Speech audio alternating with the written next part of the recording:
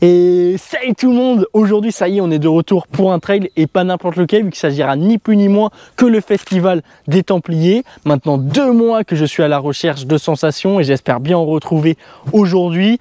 Au programme tout d'abord se faire plaisir pour le retour à la compétition, pour lancer de la meilleure des façons la nouvelle saison. Ce sera aussi l'occasion de faire enfin une course en équipe vu que pratiquement toute la team sera présente au départ d'une des courses des Templiers. Donc vous savez quoi, je vais tout vous raconter comme d'habitude dans cette vidéo. Allez, c'est parti!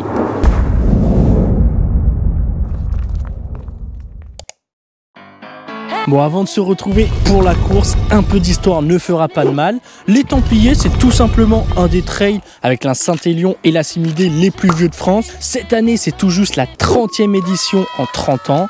Pas mal de choses ont changé, vu qu'en 1995, il n'y avait que 500 coureurs, alors que maintenant, en 2024, on va parler de plus de 10 000 personnes présentes sur les 11 courses que compte l'événement.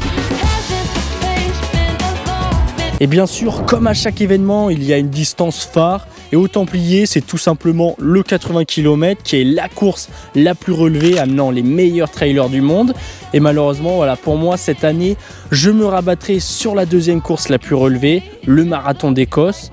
Et bon, je peux vous dire que le défi sera déjà assez relevé, vu qu'au départ, je partirai avec le 26e index UTMB, avec notamment comme favori Antonio Martinez Pérez, et ses 914 d'index, mais aussi Loïc Robert, Marc Bernadès, Martin Nilsson ou encore Théo Bourgeois, pour ne citer que ce top 5.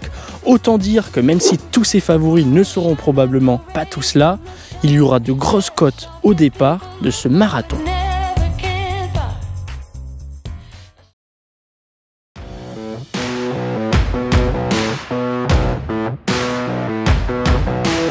Allez, cette fois-ci direction l'Aveyron dans la ville de Millau, la veille de la course comme à chaque fois.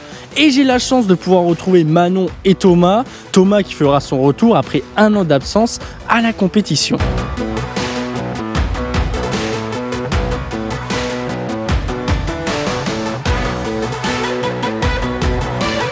Au programme de l'après-midi, allez visiter l'immense stand partenaire, c'est du n'importe quoi là-dedans, plus de 120 exposants, des équipements de partout, et dites-vous que c'est tellement grand qu'ils ont créé un sens de parcours à l'intérieur, donnant l'impression qu'on est dans un vrai labyrinthe.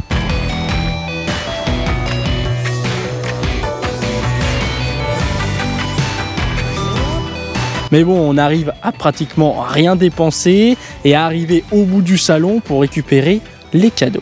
Oh, on est parti où? Au Templier.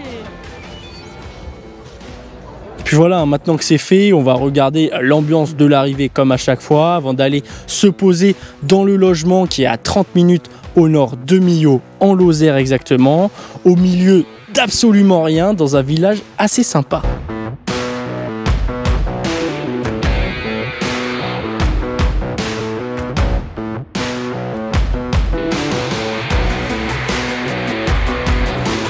Et une fois qu'on arrive dans notre logement, je peux vous dire que l'occupation est vite trouvée parce qu'après l'activation de la veille de course, à peu près 8 km comme à chaque fois, on se pose dans le jacuzzi pour attendre tranquillement le lendemain avec un départ prévu à midi.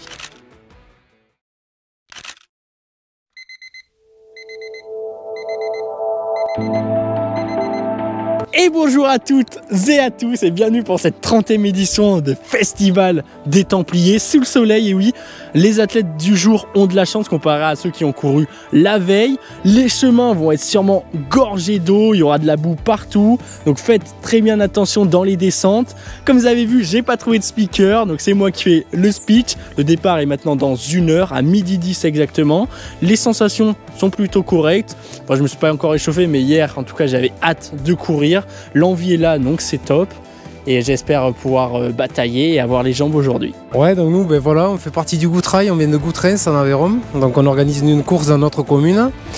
Petite pub, voilà. Et du coup, on est venu ici pour se faire plaisir. Pas forcément d'objectif, mais prendre du plaisir et s'éclater tous les trois. Voilà. Bah écoute, salut, nous on est du club Inaya Athlétisme au Mans. On porte fièrement nos couleurs et notre renard. Les sensations sont plutôt au top. On attaque tous le marathon d'Écosse dans 1h30, 2 heures et on a hâte d'affronter cette montagne devant nous. Et voilà, comme d'habitude, le décor est posé par les 1300 athlètes répartis en 2 vagues qui sont prêts à s'élancer dans ces cosses et à aller au bout de ces 36 km. Place maintenant à l'hymne magnifique des Templiers pour se mettre dans l'ambiance en attendant les ordres du starter.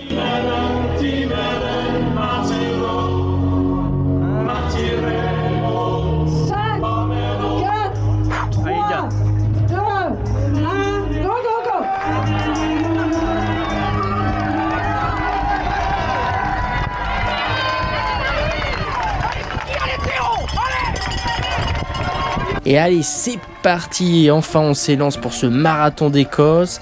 Là, ce qui nous attend au départ, c'est seulement 3 km de route bien plate avant d'entamer la première côte qui fera 4 km de long, dont le dernier kilomètre est presque à 25% de moyenne, avec pas mal de portions irrégulières pour nous faire arriver au plateau du Cos, 460 mètres plus haut que Millau.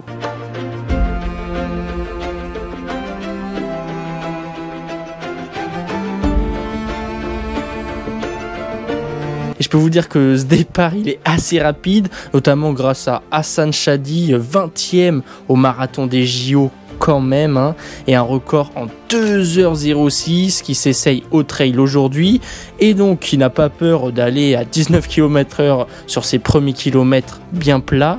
C'est pour ça qu'il s'échappe à toute allure avec l'Espagnol Antonio Martinez Pérez, pendant que le gros du peloton reste plus en retrait avec un passage tout de même au 2e kilomètre en 6 minutes 50.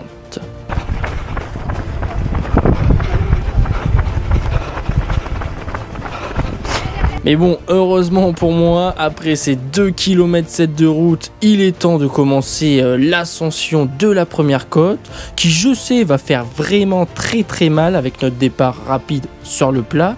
Surtout que voilà, avant d'être dans les gros pourcentages, on commence à monter sur une petite route à 7% jusqu'au village de Carbas, où l'allure reste vraiment soutenue autour des 15 km/h.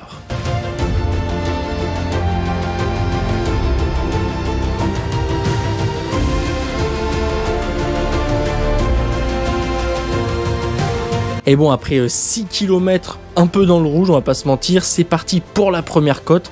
1 km 7 à 25% au programme, direction la forêt du Cos Noir. Et en commençant la côte, je suis vraiment pas au top. Les jambes sont déjà bien cassées, je suis environ dans le top 10 ou en tout cas pas loin, après donc seulement 25 minutes de course.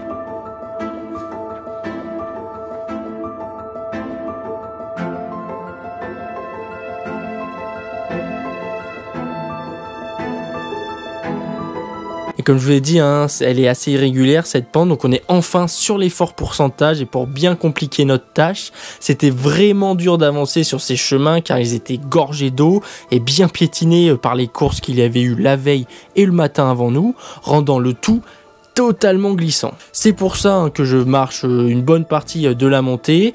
Et ce qui est encore un vrai problème pour moi, là où j'ai une vraie marge de progression, c'est l'enchaînement marche-course, car ça me coupe vraiment les jambes dès que je suis amené donc à marcher dans une côte. En plus de ça, ça me fait des douleurs au lombaire que je n'ai jamais en courant. Donc si vous avez déjà une explication de pourquoi j'ai mal au dos en marchant, n'hésitez pas à me le dire en commentaire.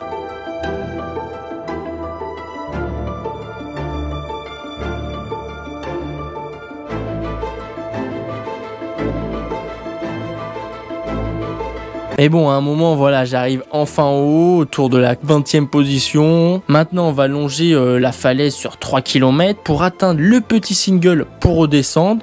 3 km sur un plateau donc, mais qui fait vraiment très mal aux jambes, vu que le chemin est certes assez plat, mais en serpentin tout le long, entraînant sincèrement des dizaines et des dizaines de petites relances.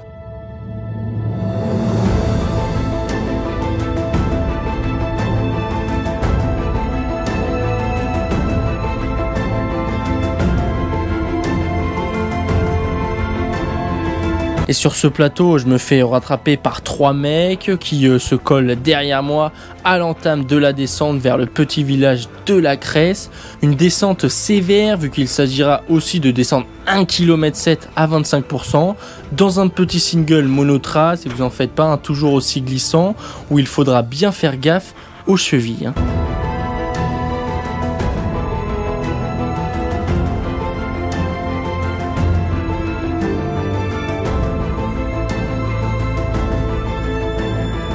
Maintenant on arrive à la Cresse après 59 minutes d'effort. Je sais que la deuxième montée est assez roulante avec peu d'endroits où la marche est de mise. C'est donc une côte faite pour moi où je compte bien rattraper quelques personnes.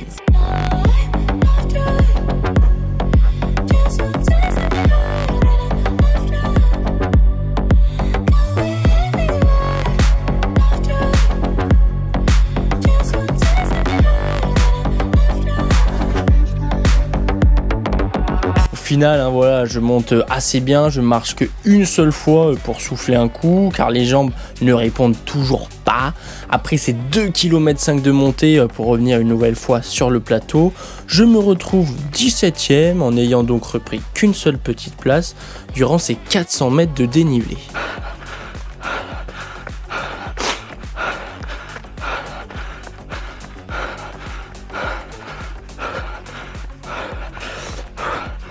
Et comme j'ai dit, après cette montée, on a 6 km vraiment très roulant pour atteindre le premier ravito. 6 km sur le plateau, pas non plus trop plat vu qu'il y a beaucoup de passages en faux plat montant ou descendant, mais rien de vraiment méchant. Et le problème, c'est que j'arrive pas à faire passer la lourdeur de mes jambes sur cette partie roulante. Je suis tout simplement en train de subir sur ce plateau sans pouvoir jamais relancer correctement.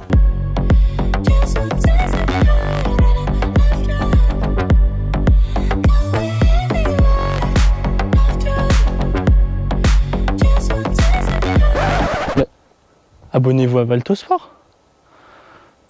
Moi, j'ai tout mon temps. Vu comment j'en chie sur ce plateau, ça me dérange pas de faire une petite pause. Allez. Allez. Allez Valentin, c'est bien. Allez, c'est bien. Ça va? Le troisième espoir. Les jambes. Ouais. Ça revient pas. Ouais, vous avez vu, je suis pas au top de la forme. Je m'arrête 30 secondes pour souffler un petit coup, me faisant passer 23ème, je crois, à peu près, à plus de 10 minutes du premier espoir, alors qu'on est déjà au kilomètre 21.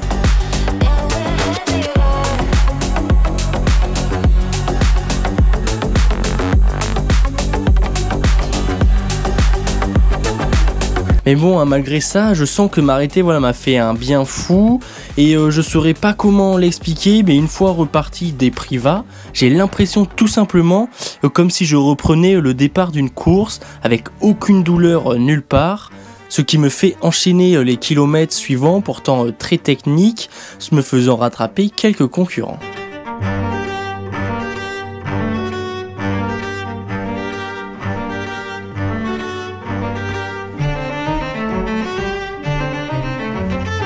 Et grâce à ça, ça m'aura permis de passer tout simplement au CAD, au deuxième ravito, en 17ème position. Donc ça y est, la remontada est enclenchée. Maintenant, place à la descente, la plus dure du parcours, après donc le CAD. 9 km seulement restant jusqu'à Millau, avec tout de même encore une montée de 400 mètres à faire avant de redescendre jusqu'à l'arrivée.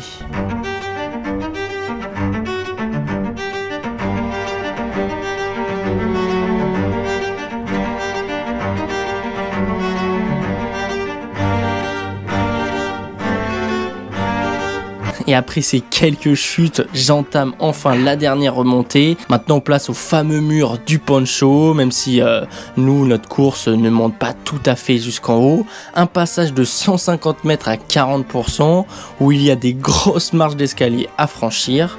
Et là, bon, incroyable, je vois tout simplement 3 personnes dans ce mur. Et sachant qu'après, c'est tout simplement la redescente, je me la donne pas mal, doublant ainsi ces 3 personnes, me faisant passer tout simplement 11e de la course.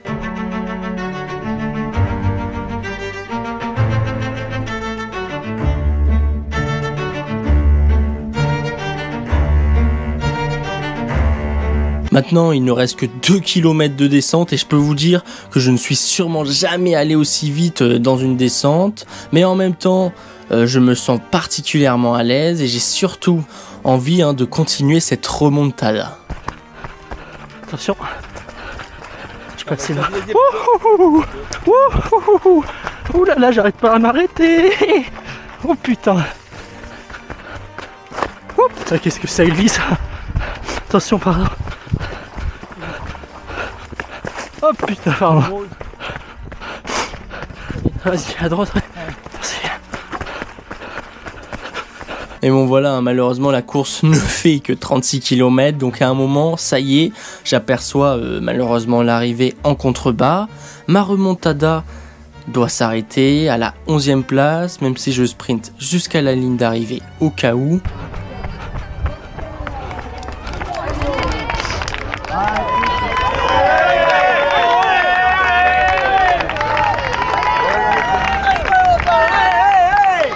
Je n'étais seulement qu'à 10 secondes du premier espoir, en franchissant cette ligne d'arrivée du marathon d'Écosse en 3h20, après plus de 13 places repris sur les 13 derniers kilomètres.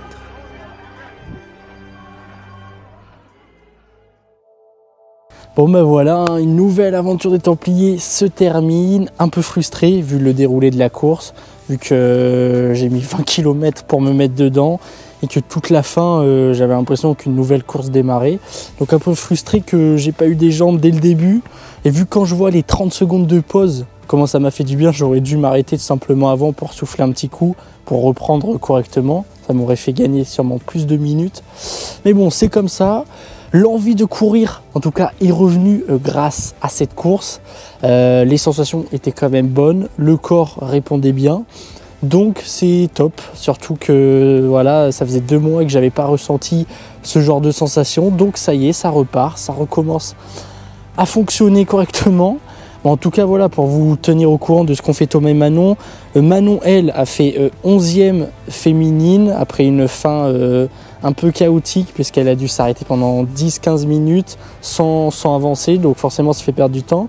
Elle termine 2e espoir comme moi en 4h25 je crois de mémoire, et Thomas lui finit 37e après une super course, même s'il s'est complètement explosé le genou dans la descente.